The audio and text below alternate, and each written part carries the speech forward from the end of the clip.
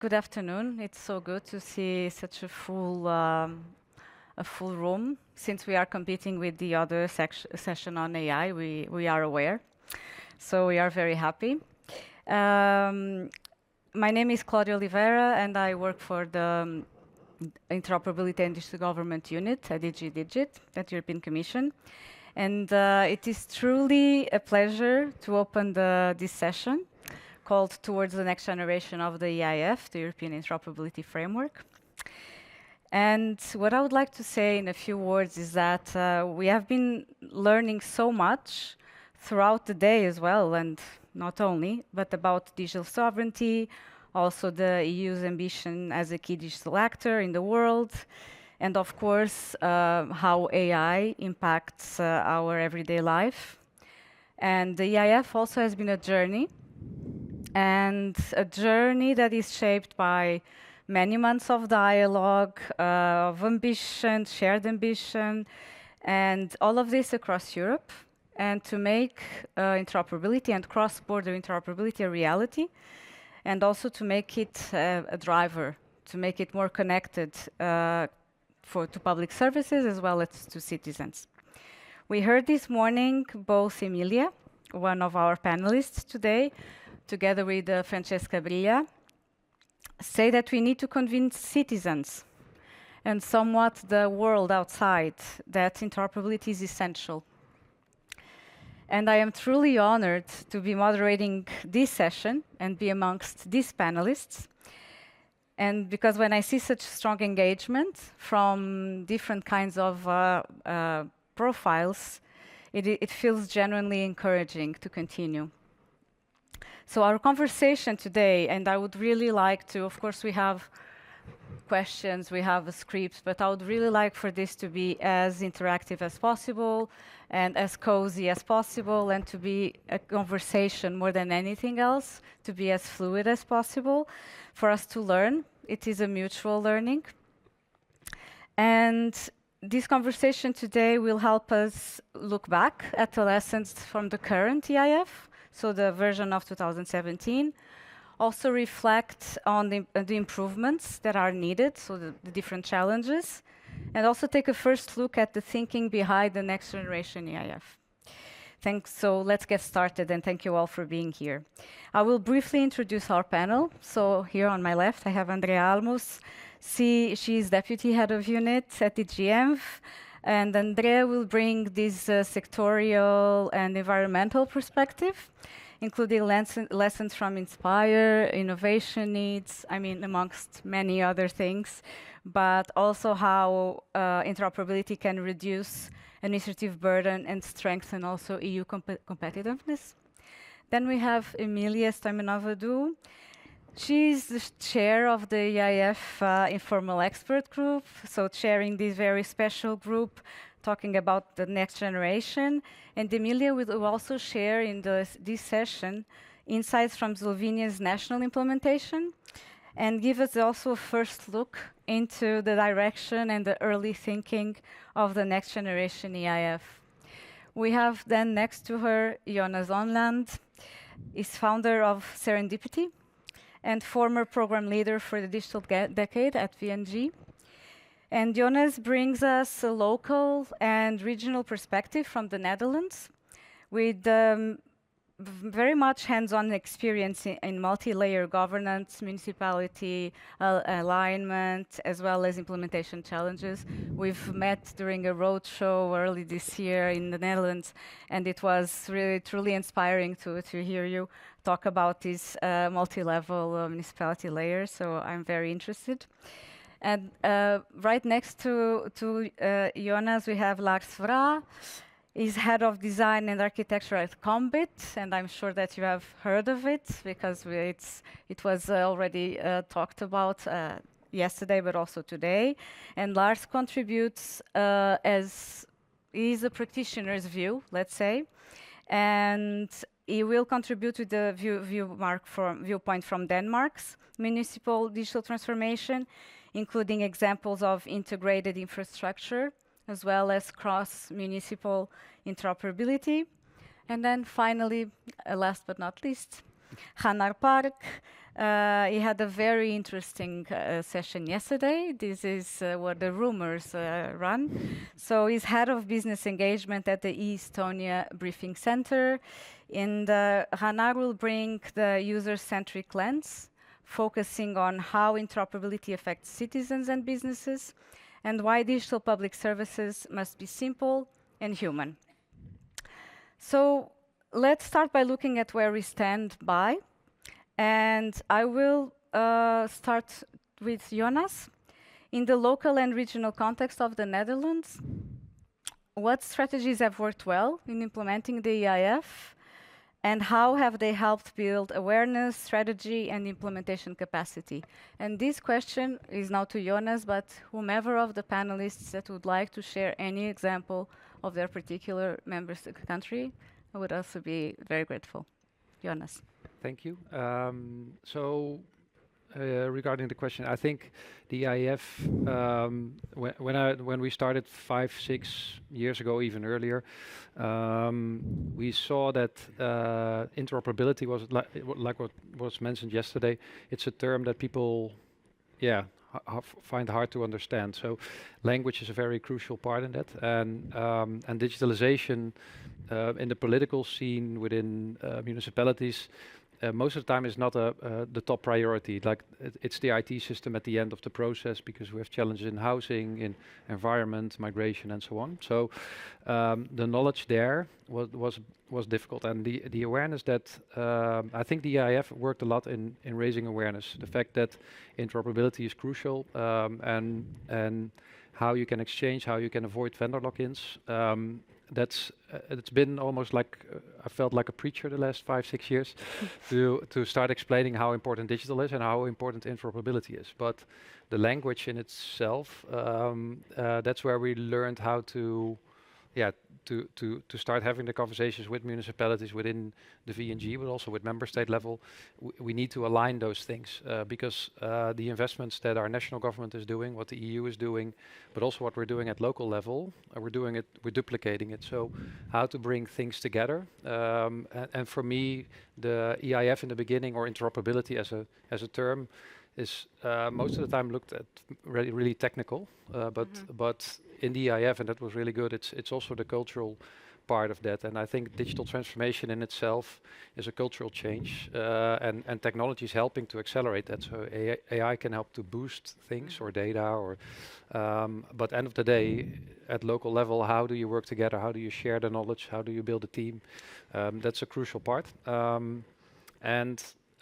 I think that was the first step, how the EIF helped. And the second step was people got aware, and the digital decade helped a lot in all the new regulations that are coming. So most of the laws that are there will be applicable in 2026. So the urgency started to raise, and that was a very important step as well, because everybody agrees on vendor lock-ins and to create an alternative, but those laws are like the stick to start pushing.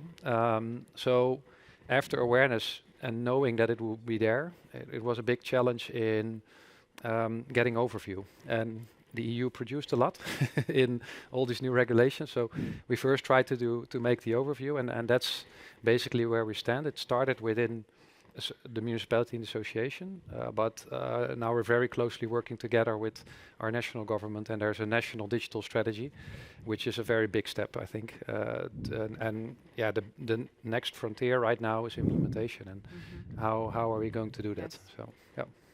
Indeed, I mean, this is very much one of the, let's say, the challenge also for the future. It's language and also implementation, and also this multi-layered. And I would like to ask if Lars would like to share success stories or stories.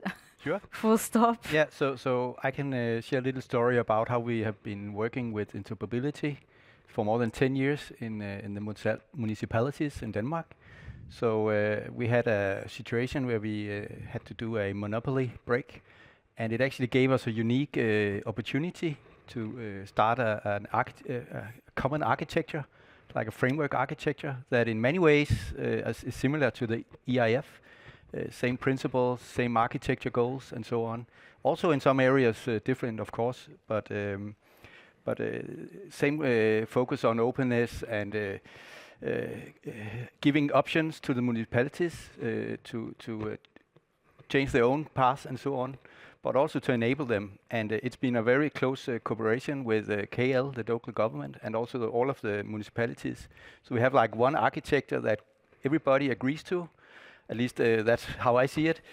And it's a very strong foundation to actually build common foundations. And that's what we also started quite early. So we built a platform to actually expose a lot of common functionality. So we see that the 98 municipalities in Denmark, they purchase the same again and again. And in large municipalities, they also do it in different areas. And every time they go to the market, functionality is provided again and again from the vendors. So what we focus on is providing shared services, access to data, based on the architecture we have. So we have common semantics and so on.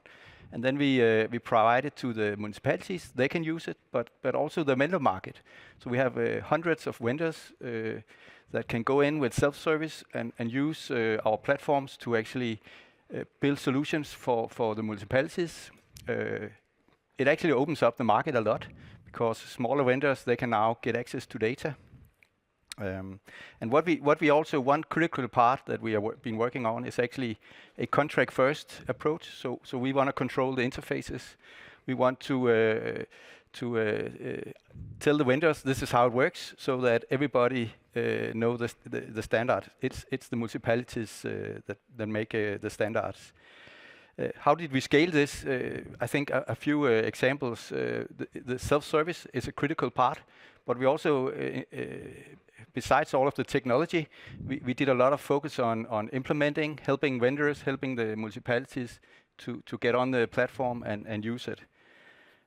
We also provide, just as an example, some what we call supporting systems. So one of the critical concepts we've created in the common architecture is like what does a case look like in the very simplest way, and we actually implement this in a large index. So every municipal system provided from many different vendors can actually deliver their cases into this index, and it provides a lot of interoperability in one system we provide, where you can easily get an overview of the citizen, but we also provide it to the citizens, so they can see online what information is handled in the municipality, what cases do I have any meetings and so on. Yes, so there's a lot more, but we can get back to more details. We will for sure. I saw Rannar nodding a lot, but before going to him, I would like to ask actually, Emilija, if this you have something to share from the Slovenia's national experience, if there were some challenges in implementing the EIF. Thank you so much, Claudia. Actually, I had prepared in my mind what I want to share, and then listening to Jonas and Lars, I will say something completely different. When we started with the National Interoperability Framework in Slovenia, it was back in 2009. So you can see long ago. And of course, it was built upon the EIF and everything. It was a very nice portal, very small group of people working at the ministry and thinking again how interoperability important is and that we need to have this. The first focus was on open data. It was also in the EIF about the open data and everything. But then when I remember the first time I heard about interoperability and the need for interoperability, it was because it came from the municipalities as well. It was not from the government and the other parts of the government, but from the municipalities. And why this happened? Because Slovenia, it's 2 million people. It's tiny. And we have 212 municipalities. So there are some municipalities which are really, really small and they don't have the funding. So they were interested in reusing the solutions that are already there, in reusing the infrastructure that is already there. They didn't know how to do that. So they were not thinking about interoperability or about open data. They were just interested in how we can use something that is already being done in Koper or in Maribor or whatsoever. And this is then when we started speaking about open data, about interoperability, and so on and so on. And what we experienced, it was the lack of skills and lack of knowledge. So I think the biggest challenge, if we want to achieve interoperability, we must make sure that people understand what that is and to skill them. Then Andrea and I first met for the digital innovation hubs, and this is also, the digital innovation hubs had a huge role in that. We had a dedicated workshops. We were working with the municipalities, teaching them how to publish their data sets on the open data portal. So it came from the need. It was not about the interoperability as such, but it was responding to the need of the municipalities.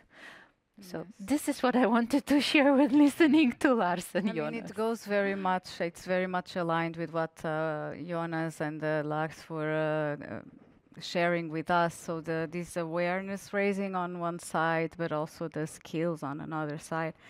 But I mean, this multi-layered and the fact that we have to look at these different municipalities for the next generation EIF also makes us think, and makes us think also between of the needs and the different priorities that we have. And looking ahead, and this is a question to all panelists, so I could start with Rannar and then go to Andrea. What must the EIF evolve to do better? What are the priorities for a framework that supports today's more integrated and cross-domain public services? Okay, starting with giving me the big question. Understandable. But you were nodding a lot, so yes, that's what you get for agreeing. But no, looking at what next, I think it's been talked about multiple times over the last day and a half, as well as like here as well. It's already been touched on that the technical side of the framework itself is functional, but the way of approaching people and how do you make it accessible for the average person. Of course, we're very privileged to be in a room where we don't have to explain what interoperability probably means. But what is the benefit for the average citizen, and how do they understand the benefits of it?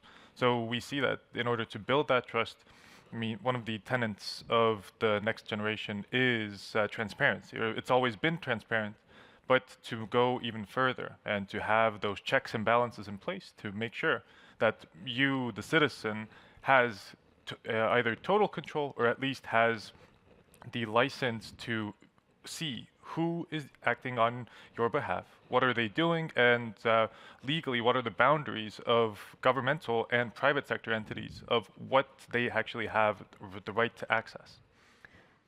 It's the perfect transition for the question that I would like to ask Andrea. Actually, you work closely with complex regulatory and data ecosystems, and this is very much aligned with what we are speaking. How do you see the next EIF better support innovation, enable sector-specific toolboxes, as well as reduce administrative burden? Thank you very much for the invitation, in fact, to represent perhaps a very, as you said, legislation-heavy sector. I would like to pick up on what you had already said, is that what we now see is a need for more integrated public services, integrated solutions which bind together data from different domains. Environment as such has a long experience in interoperability, because many of you will know that Inspire is one of those forerunners that legislations that has asked member states to ensure interoperability between their spatial and environmental data sets.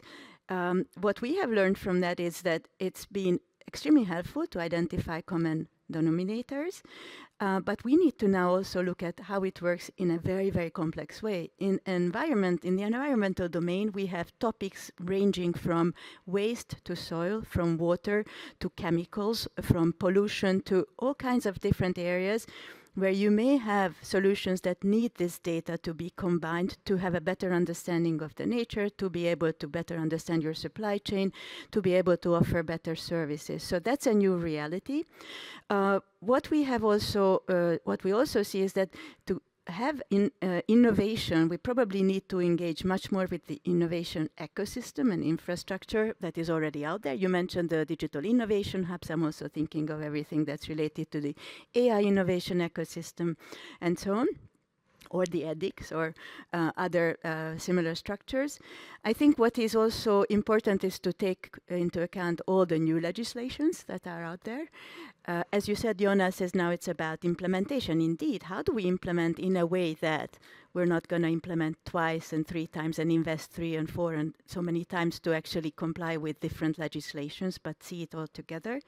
We have now in legislation the share and reuse. How do we actually put it into operation, that we trust each other's solution, and we do it for digital, but also AI-enabled solutions. We have a lot of new technologies, the APIs, and we have also data spaces. Let's think about this. We have, when we looked at the EIF, it was a lot about open data. Now, a lot of the data that we need to create new solutions is not necessarily out in the open. And what we've seen in the data spaces is an extremely interesting approach to actually fetch and get access to data that is not necessarily shared with everyone. So I see a lot of new opportunities.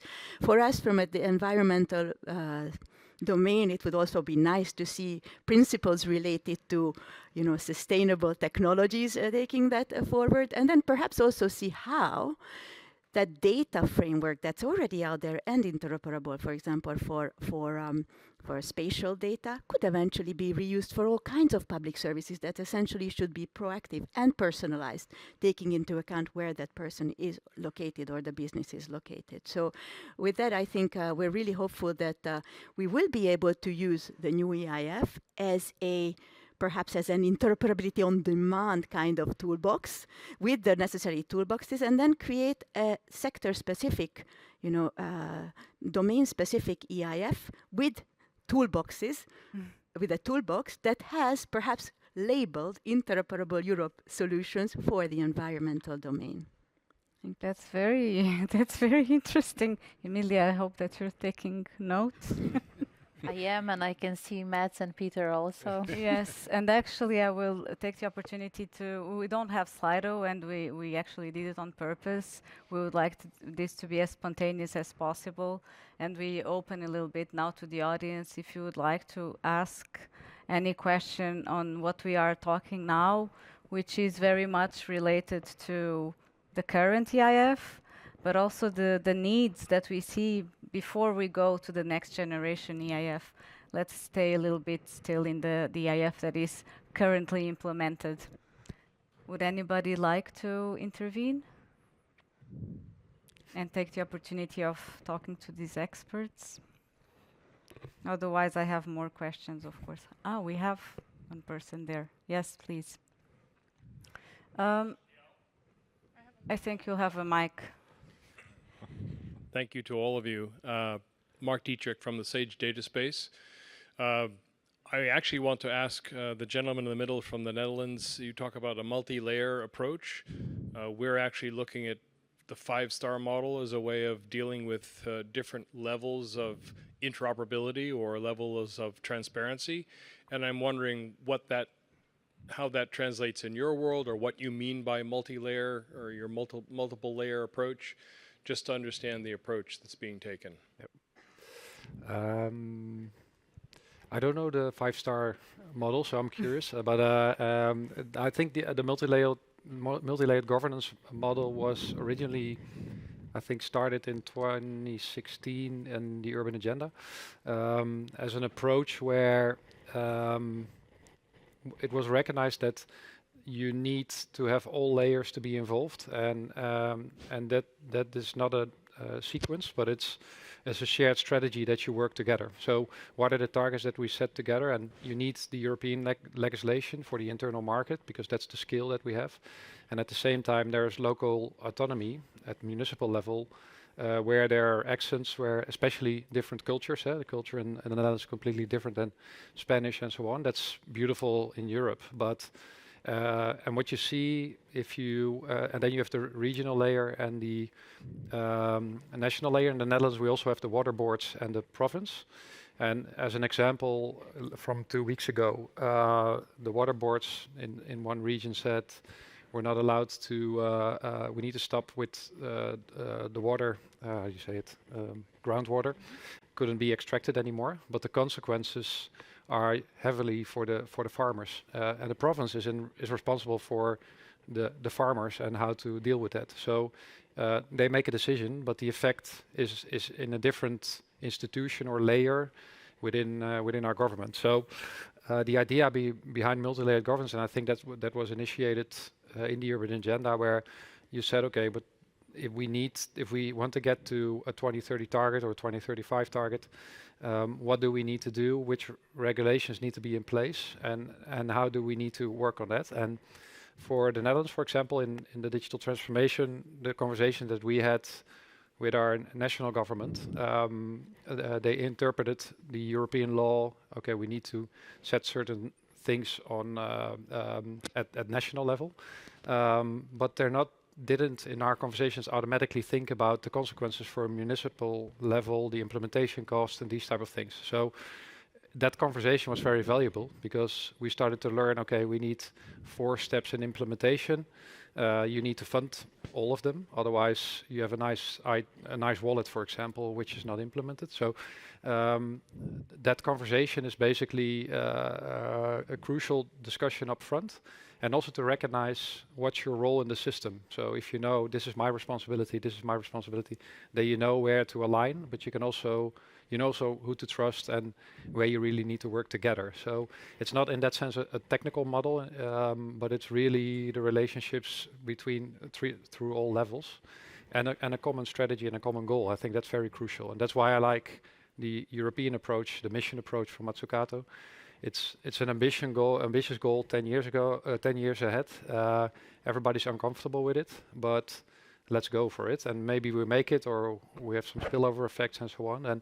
But that works because it's far enough and ambitious enough as well. So, thank you, Jonas. But before I go to both of your questions, Stefan and Michal, I would like to hear a bit, actually, Rannar and Lars, both of you, on this perspective, because you have these cross-municipal examples. Lars, in your case, the cross-municipal interoperability.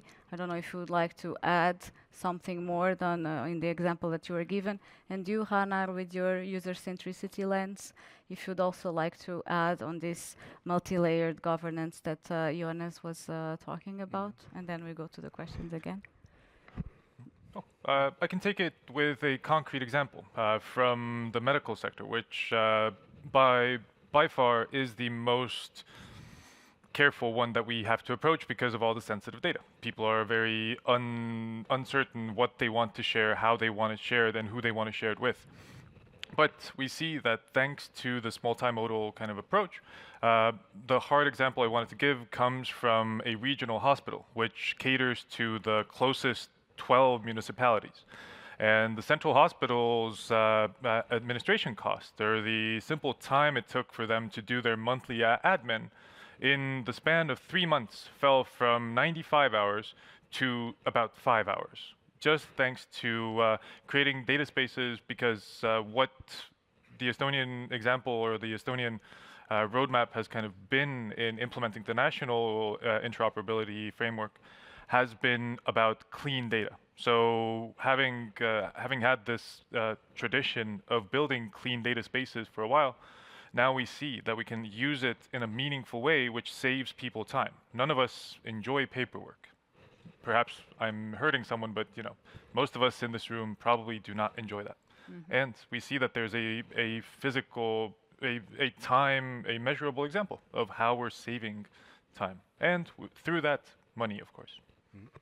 Good. Yeah, but I can give a similar example. Through the common infrastructure and the interoperability standards we have, you can actually, earlier you had to go to 98 municipalities to do digital business with them.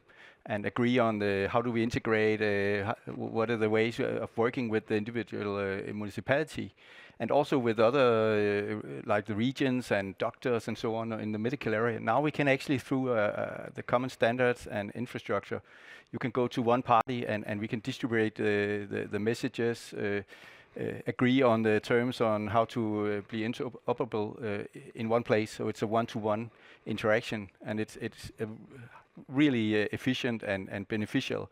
And just recently, we interfaced between doctors and hospitals and the municipalities to actually see across sectors that are normally close off to each other, what are the agreements, for example, a child have, so that we don't mess up the calendar and so on. Very basic stuff, but extremely valuable when we can connect the dots.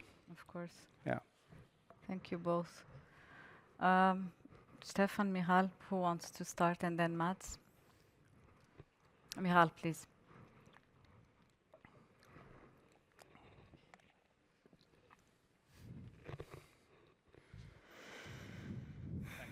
My name is Michał Bukowski. I'm from the Polish Ministry of Digital Affairs, and I've got a question, a topic for all participants of this panel. Maybe they could reflect on it. In the beginning, there was a very important aspect of the learning, what the interoperability is, the capability building, which I strongly support. However, it was the mentioning that sometimes citizens are not aware about the interoperability, the benefits, etc. And I would like to propose the perspective of the invisible government. So the government which does not interact with the citizen or entrepreneur if it's not necessary. From time to time on the conferences, some of the organization representatives inform that there are so many citizens' interactions with the government, that the services are so useful that they are used all around the country, for example. But for me, maybe it may seem a little bit controversial, it's not a factor of success. If we could reduce the burdens of the citizens, if we could fulfill their rights and obligations using the data we have, the algorithms which are implemented based on the transparent regulations, we will then achieve success. That is the essence of interoperability. So to sum up, I think that it is not really important to educate the users of the services about the interoperability, the citizens, the entrepreneurs. We could, of course, educate the business owners of the services because they could value the interoperability. However, the users, if they want to live their lives secure, safe, and easy, they do not want to have additional burdens. So if you could reflect on it and how it could affect the interoperability framework. Thank you very much. The invisible government. Would both of you like to start and comment on that? Thank you so much. It is actually a very nice comment, but I was also mentioning that people should be aware of what interoperability is. I didn't mean that they should know what technical, semantical, legal, and organizational interoperability are. No, please don't do that. But people should be aware of the value of interoperability. And why? Because I'm a former politician. If you want to invest in something, you need to convince everybody that this is a good decision. So if they're aware of what is the value of interoperability, when you say, okay, we're introducing now these new systems, it's costly, of course it is. Then the return on investment, it is high and everything, but people are not interested in that now. So they see, you're investing 10 million of euros for interoperability. Why? You can build a new hospital, you can provide new equipment from the children in the schools and so on and so on. This is why people need to understand the value of interoperability. This is what I was meaning. So invisible, I will not go whether they should see the services or not, but they really need to understand that it is really costly to have 89 different solutions for 89 municipalities or for 212. So it's an investment that the return on investment comes back. So if you want to introduce that in the municipality, you need the support. If you want to introduce in the government, again, you need the support from the parliament who are elected by the people there. Andrea?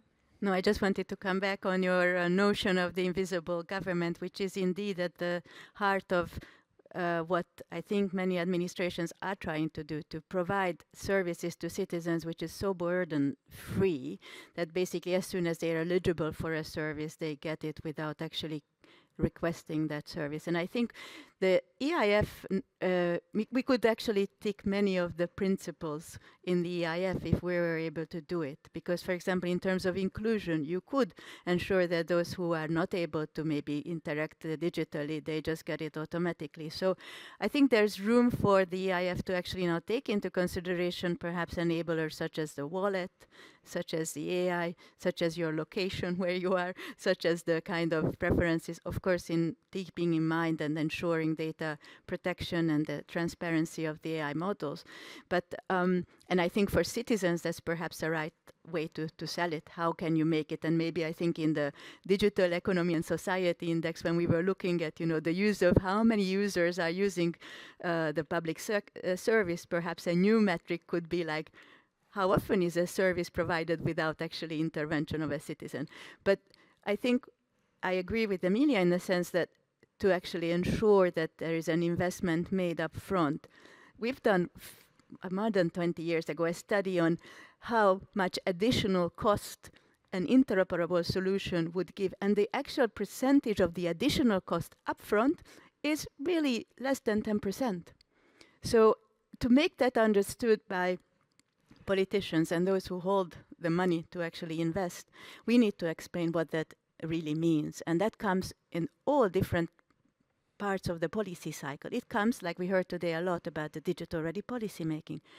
Are we setting out new legislations that will actually require very, very similar data to be submitted as a reporting obligation? Are we trying to create yet another procedure that, that has already been done? So digital-ready policy making. Then at the understanding the current situation, so the framing, the impact assessment, and then the delivery. If we can embed this mindset in all different steps of the administration so they understand the value of it, then I think we're a step further ahead. Very good. I think Rannar is first, Jonas. Oh, no, just had a little, again, through an example to add to the invisible services. We see that one of my favorite examples to use from back home is the service of getting married.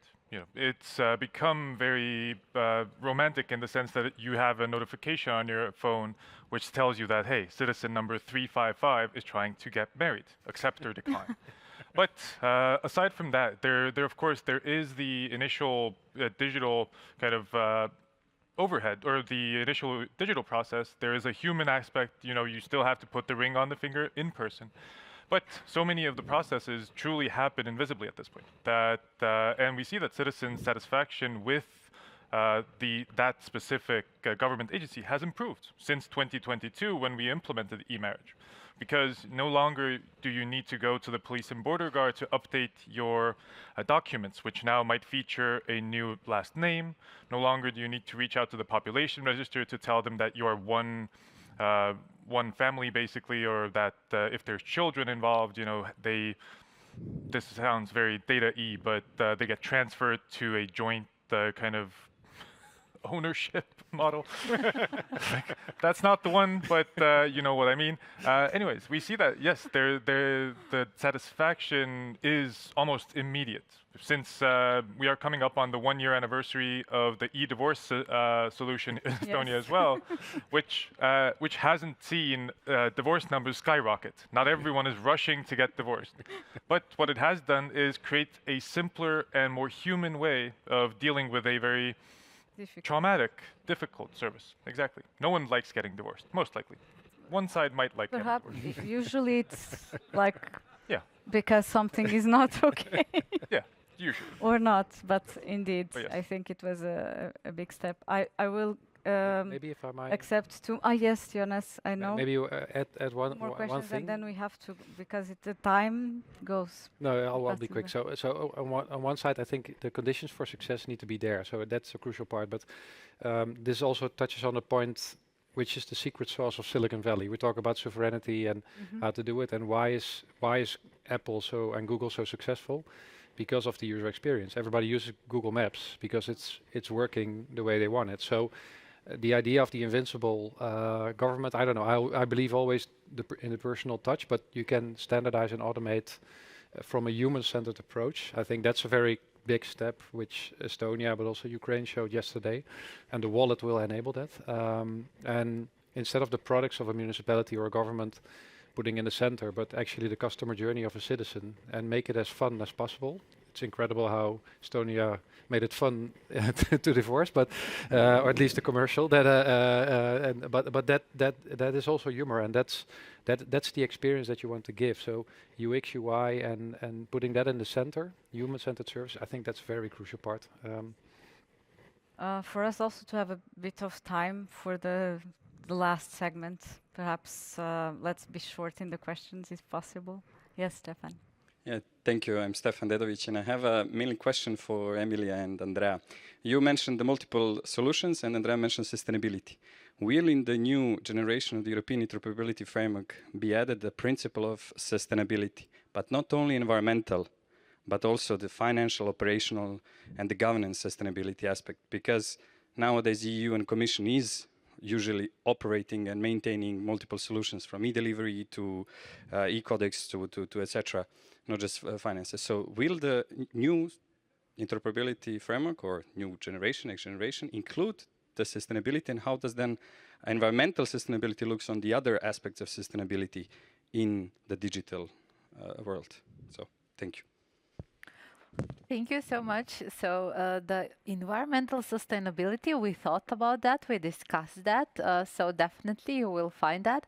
Regarding the financial sustainability, we haven't thought about that, but thank you so much. Our next meeting is very soon, and we will discuss that with the team. Perhaps, I mean, I'm glad to hear that sustainability has not been forgotten, and it's certainly something we need to think about, you know, the net outcome of, you know, using yet another AI-enabled solution. And, you know, it's, of course, there's a lot of positive aspects, but then how do we mitigate? And there's a lot of new innovation that can come into play. Now, on the financial sustainability, and since you asked about some of the solutions that are maintained or not, you know, by the Commission, I feel a little bit obliged to respond. I think we need to see what makes really sense, and maybe come to the point of, I forget now who the earlier panel was saying it's maybe a standard, but a standard if it's reused, you know. So it's some of the solutions that, you know, behind the different building blocks or some of the open standards that are actually accepted as the way to go forward. And I'm really pleased to hear, for example, in the context of the data spaces, some new standards are coming out around European Trusted Data Framework and so on. And then there you have the people here in the room will know all the DCAT AP and all the different standards. And then we will have the labeled solutions. So perhaps it's about those, but then let maybe players, and maybe it's not the Commission that has to actually keep on funding it, because there is a need for it, there is a demand. We have the open standards and perhaps open source solutions that can, and then we also build on the idea of the reuse. So we need to find, and I'm really pleased to see, for example, if there is a need, there is also a common, let's say, endorsement to actually co-invest. So all those European digital infrastructure consortia, and I'm really pleased that, for example, the impacts on connected and innovative public administration is coming to fruition. It actually shows that member states together see a value on perhaps further jointly investing in some of these digital enablers. So yes, sustainability is a big question. Of course, the budget is limited, but you know, as soon as the more people start using the solutions, the more it's adopted, the more it will actually trigger perhaps also investments from elsewhere than just the Commission itself. Thank you, Andrea. Mats, would you like still to intervene? Yeah, a question for the local government representatives. First of all, we recognize very clearly that most of the public services is delivered by municipalities. And I think it's really important to remember. So we have two very strong actors here. My question is really, what would it take for you two to do a common procurement?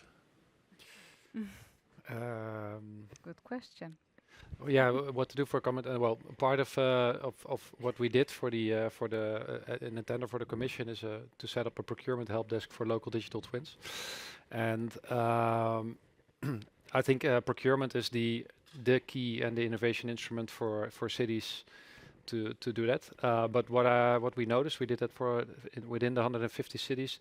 We saw that before you can actually procure something, you need to have your sourcing strategy in place and start asking different type of questions. And what we saw, we could decrease that process from a year to 2 to 3 months.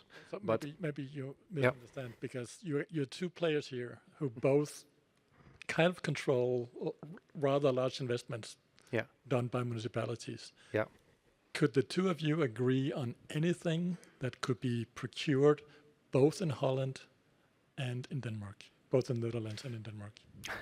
Yeah, I think what Lars was saying, if you look at the common infrastructure, that's I think a very crucial part, that you speak the same language. So that's a first step that we do, and I think from a big buyer perspective, you could procure that, but the standardized procurement documentation, that's something what's been worked on for a long time now, and I think it's getting there. But what I do see, before you actually get there, within a municipality itself alone, you need your IT specialist, your procurement specialist, your strategy. So setting up a local roadmap, knowing what you actually need, that awareness, that's something that I see, which is not there yet. And I disagree a little bit. So small things like an identity provider for school children. It's exactly the same product. True. The same use case, it's shared. Yeah. You don't have specific requirements that would make it. No, you're right. So thank you. I will just let Lars add up, and then we have to move on to the next segment. Very interesting idea to go together. I think the strength in numbers is very important. It's our key role in KOMBIT, so we get all the 98 municipalities together, and then we go out and procure a common solution for them. We also, so that's one way to have an organization actually doing the job. It works. We also in Denmark have what's called SKI. So it's an organization that do kind of a EU tender on a catalog of services. So it's the heavy legal part is in some ways already done for you. So it really lowers the barriers for getting or procuring a new service. Of course, then there's only what's in the service catalog. But if you know what you need and everybody needs the same, there's no reason to not make it smarter. So go in and look at SKI in Denmark for inspiration. Yeah. Thank you all. I mean, with all these good examples regarding the current EIF, I would propose that we now look a little bit to the future, and I think many of you are here also for that, since it's very suggestive, the title, I would say.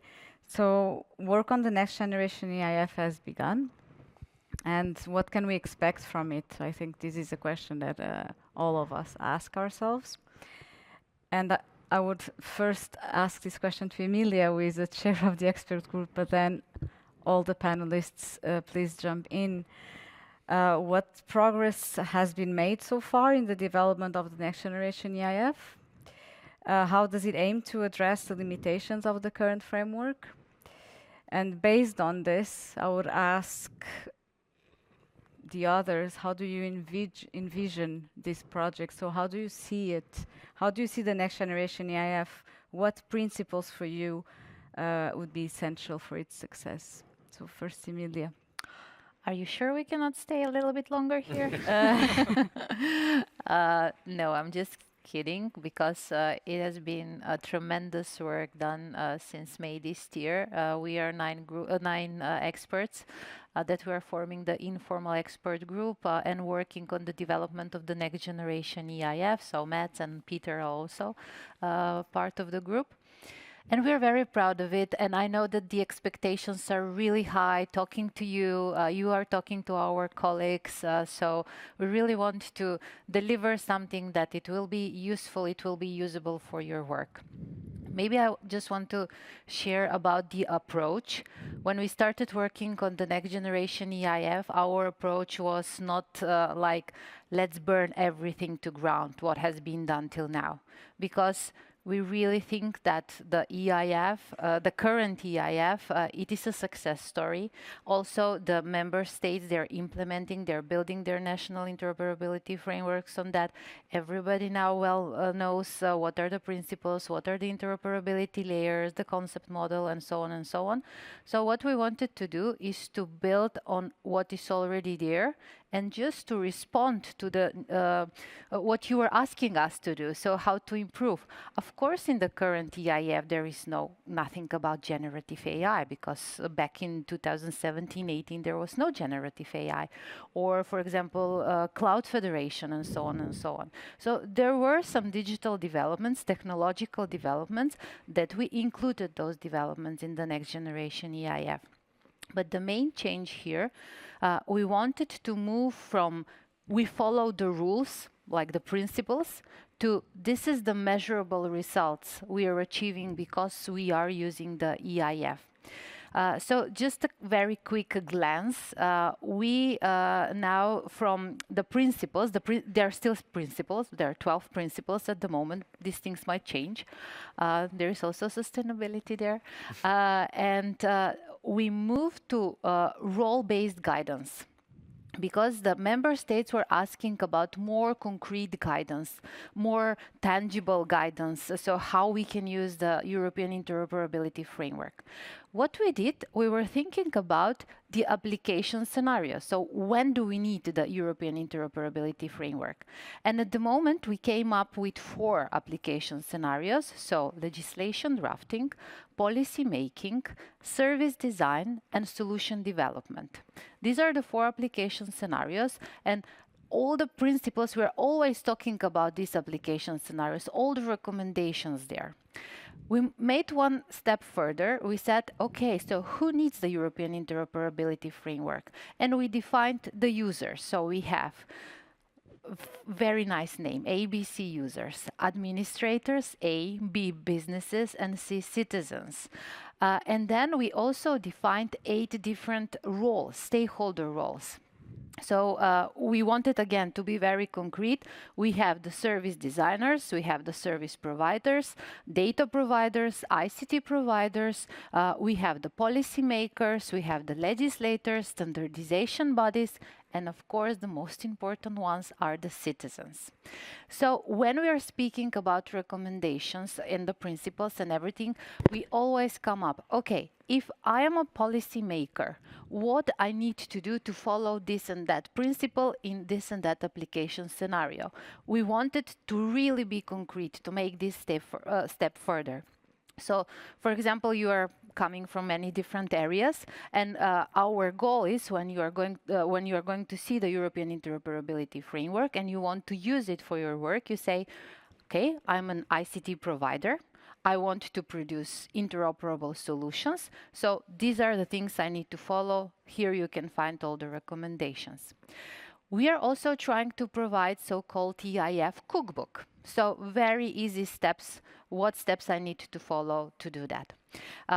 We are currently in a phase when we are collecting feedback. So all feedback, wherever you're from the European Commission or from the national governments, from the municipalities and so on, please let us know. We have already did a youth survey consultation, public consultation. It was really useful for us. We are going to address what we learned from you in the next generation EIF. But again, you're very welcome. We are presenting the next generation interoperability framework next week at the board. We're collecting all this feedback. We are going to work with the permanent working group, because for us, it's not producing a next generation EIF that will be available on the website of the European Commission, but we want to see it on the ground. We want to see that people are really using in their work, in their everyday life. Yeah. I have one child, and this is my second baby. The other panelists would like to jump in and make some comments. And how do you envision the next generation EIF? Did you have this in mind? Did you have other kinds of dreams for the new EIF? I can Yes, maybe Lars? take the word. Okay, so from another perspective, I know how hard it is doing this. We've been doing this common framework architecture, so good that you're doing a good job. And the cookbook stuff and so on, I think it's very important because lowering the barriers for everybody to get started with this is a critical point, not the large documents and so on. So we need to think small, get people started. Think large, but start small to get something out running, get some interoperability dirt under the nails. So I think that it needs to be very hands-on, and then another aspect. I think we are approaching like these large changes, like a system change that we have with the internet, the mobile phones, and so on. Now it's AI. So we need to, I think, take this into account. Everything will be changed in the next couple of years, or at least a lot will be. So we need to at least think what will AI do in terms of interoperability and how we work with standards and so on, and encourage the use of AI where it's safe and can speed up things. Yeah. Yes. Yeah, maybe I think in the framework it's incredible what you've done and indeed the advice. So I think it's covered in the topics, but I see two crucial priorities. Is talking about multi-layered governance. It's also a multi-layered policy. So that's where AI becomes a solution. So law as code, I think, is a very, very crucial program to align the European legislation, national legislation, and up until the local part to make it operational, because that will decrease the operational time of a spatial planning process or a service to a citizen. So I think that's where that's an enabler to accelerate and to work together. And the second topic, I think, again on sovereignty, it's incredible how much energy there is now in the governmental side in changing different questions using procurement and so on. But we need to watch out that you can procure something, but on the back-end side, the startups and the scale-ups also need support in being compliant. So compliance as a service for the European tech market or the IT market is also very crucial to support and guide them, because then these solutions can go faster to the market. So whether it's in the marketplace or something like that, so support towards that part, I think, is also a very crucial part. It starts with the government side asking a different question, but those two topics, if we do that properly, that would help. And of course, sustainability, so how to apply it on the Green Deal. So green and digital, for me, is still a very crucial part to bring together, but that's more generic, I think. Yes, Yeah. thank you. Before Andre, Rannar, would you like to add up? I'll be a little provocative, I guess, in a sense, because I see that the biggest emphasis that we should be looking at to some extent is the semantic and legal interoperability, because giving more and more municipalities autonomy over the solutions that they build, don't quote me on this, I guarantee that in the next year, in the next 2 years, there will be vibe-coded solutions which are being plugged into national systems. And this creates a whole new plethora of problems. It's a wonderful time to be alive in the sense that if you want to build something, it's never been easier. But that also presents completely new problems, and I'm sure that all the preparation that we can do, we need the framework to be solid or rigid enough to withstand these, let's say, playful attempts at project or product development as well. That's a bit provocative, which is always good. Andre, would Thank you you for like sharing to this sneak preview. I think it sounds extremely inspiring and very much addressing some of those comments that we've heard about the previous version and of the EIF. So I'm pleased to hear these developments. Perhaps from an environmental perspective, what would also be helpful is to kind of keep the approach of having a toolbox to it that would almost in a modular way or an automated way help all these 4 scenarios that you explained to kind of build up on what you need and what would be the actual available tools for reuse for that purpose. Perhaps have some environmental enablers, you know, this is the permitting batch, or this is the whatever reporting batch.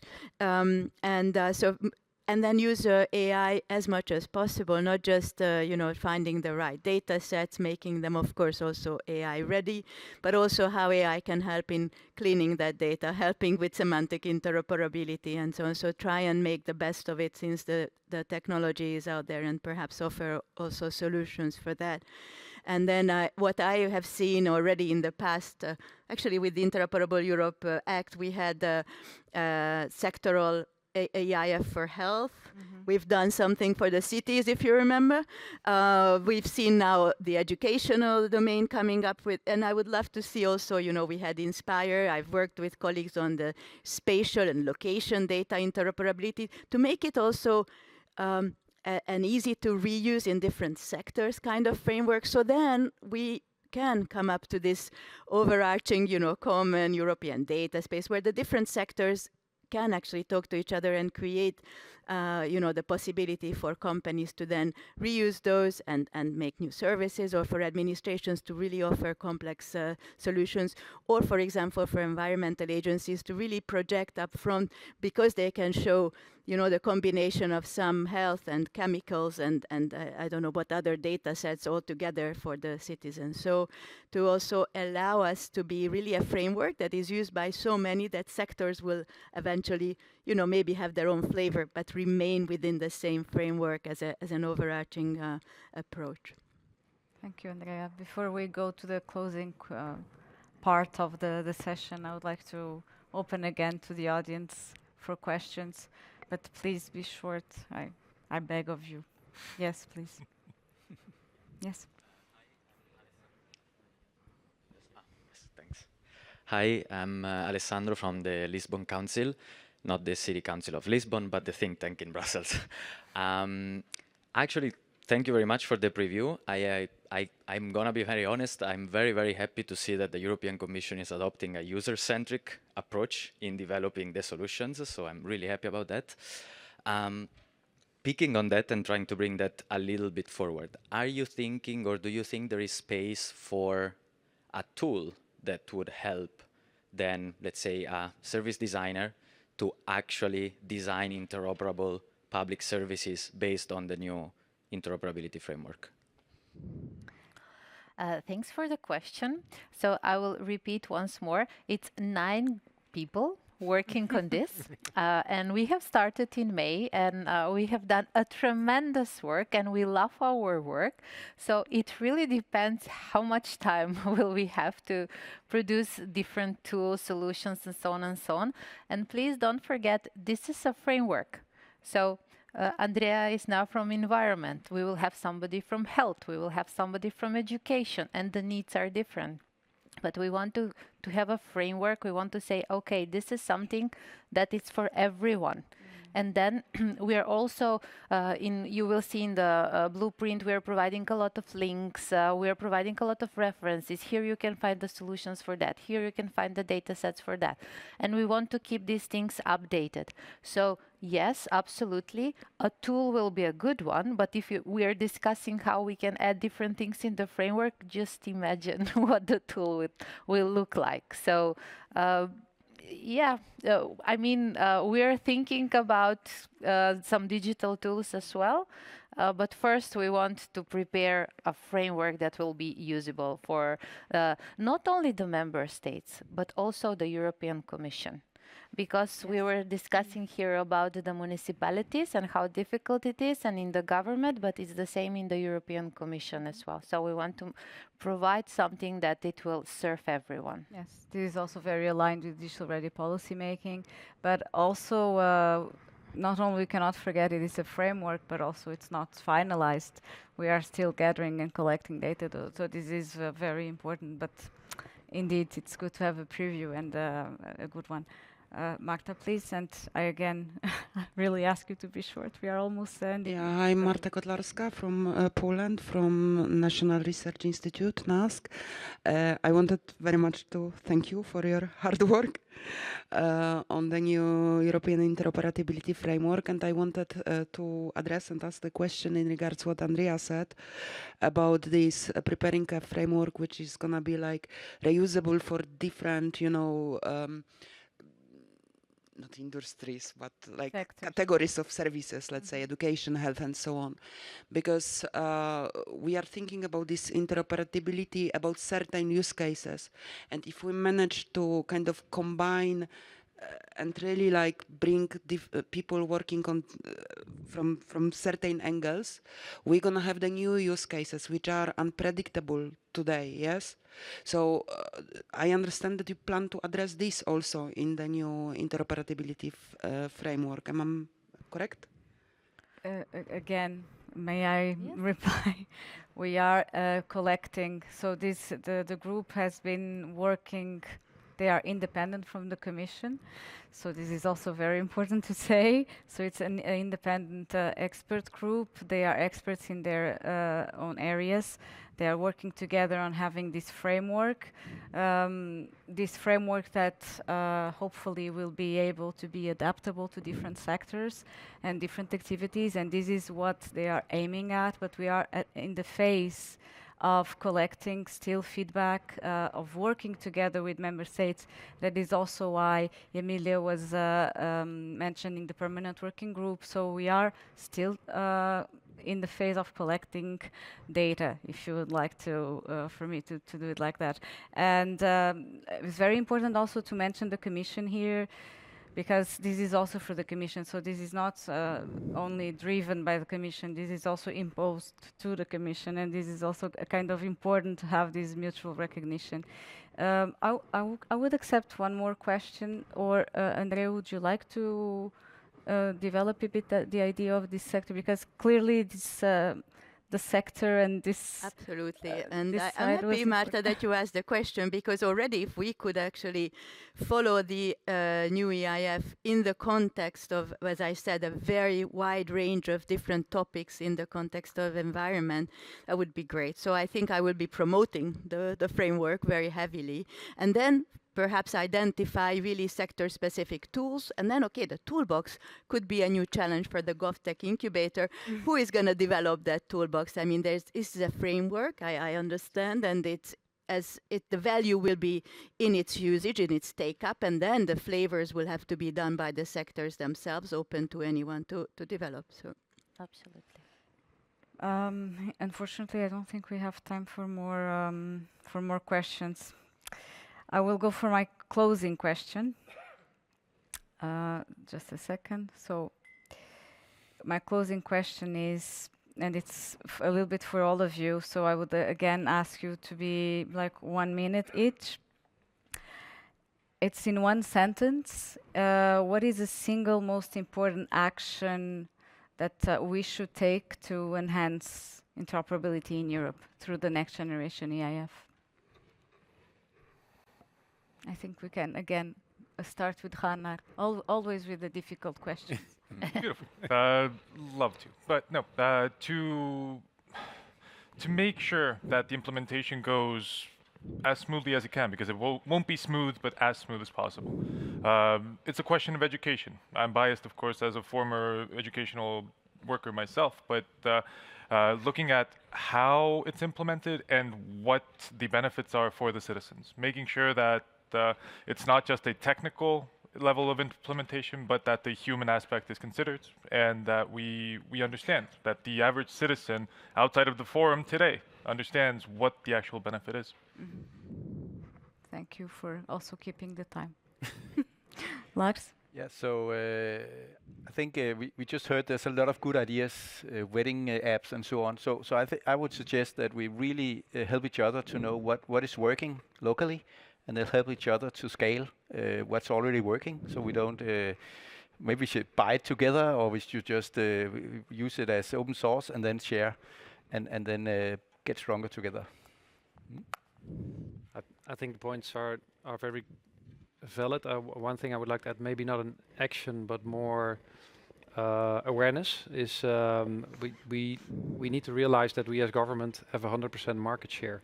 So all citizens of Europe are our customers, and they need excellent services. So the EIF framework is the instrument that we can really make it happen. So for that 100% market share is something, I know it's a market thinking, but at the same time, it's also a way of thinking, and how do we deliver our services to our citizens? So, so skills, reusability, awareness. Emilija? So for me, it will be really important that we all understand that interoperability is really not only about technical interoperability. And what I maybe missed yesterday and today listening to all the panels, it was a lot about semantical interoperability, legal interoperability, technical interoperability, but almost nothing about organizational interoperability. And this is exactly what we want to address in the next generation European Interoperability Framework. Because if we want to achieve interoperability, then it's the processes, it's the people that are there, it's the change of the mindset. So don't forget about the organizational interoperability and the governance of interoperability as such. This is very important, organizational interoperability. So again, it's just to remind us again, so it's skills, reusability, awareness, organizational interoperability. And then perhaps Andrea? From my side, first of all, that I can't wait to see the paper, because the more I hear, the more I think it's something we should walk the talk as well. So we'll make sure that people will understand. But for me, it's a bit of the collaboration between different, as you said, levels of government, but also between different sectors, which I think is really now the new way. And I've seen what I've seen, and there are people who have much longer experience than me with the Inspire community. They were really working together, trying to find common solutions, agreeing on things. And this is what I think us as ambassadors will have to bring together the different communities to try and see the value of actually talking the same language, arranging the same organizational structures, and to be able to see the added value. So for me, collaboration between different domains and the innovation ecosystem and the public administrations and so on. So this collaboration aspect will be really important. Very good collaboration, and also this is the perfect bridge for a little bit of promotion of the not newly launched, but launched Interoperable Europe community. So I also invite you to be part of it, to join the Interoperable Europe community. It is the space that you have to also share your expertise and be part of the decision-making process. I mean, I'm a bit overwhelmed in a nice way because so many things were shared here today. So much discussion. I think also the audience was very good, very engaged. This really reinforces that interoperability is a shared effort, and clearly a shared effort across sectors, across levels of government, but also across borders. And this is also what we aim at. And I would say that the journey continues, and all of your expertise is essential. And as we build together the next generation EIF, and before I finalize, it's not regarding the next generation EIF, but it's regarding the digital public administration fact sheets of 2025, which were published. This is a tool that is very important for us. We are very proud of it. It's country knowledge. It is published in the Interoperable Europe portal. You hear Interoperable Europe everything, portal, community, etc. It's our brand, and I really also invite you to go to the Interoperable Europe portal to check your country if you are very interested in how interoperability is, what is the state of play in your country. But we also have a EU fact sheet, so to see how the EU is going. And the official launch is during SEMIC. So I would say that we can finalize with this. Thank you very much.